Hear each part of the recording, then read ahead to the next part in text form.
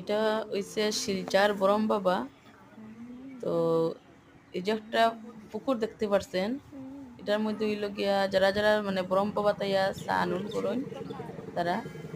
আর এখানে আছে বরম বাবার অনেক রকম, এখানে ভগবান আছে যে সব কিছু মন্দির আজকে মানে লাগাইয়া রাখা, পূজা হওয়ার মানুষের বাইরে থেকে পূজা দেয় না করিয়া।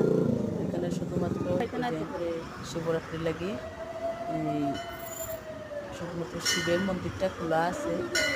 তো যারা যারা পূজা করতে মানে শিবের মন্দিরটাই খোলা, এমনি তো সবসময় খোলা থাকে। তো আজকে ভিড় হইতো না করে মানে এই সাইডটা একটু বন্ধ রাখার মতন রাখছে।